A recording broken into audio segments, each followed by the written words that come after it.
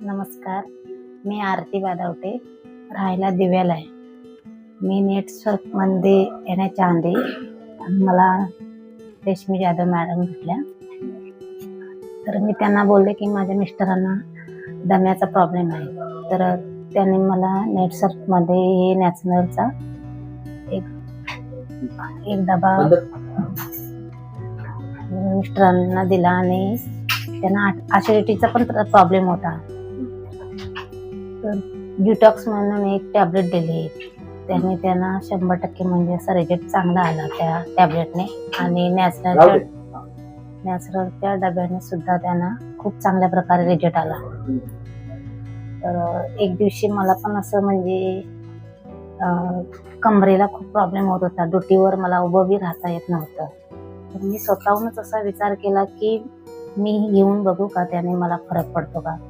तर मी 3च दिवस घेतला मी. तर त्याने मला इतका रिझल्ट चांगला आला. तर मी अजून तो कंटिन्यू करते.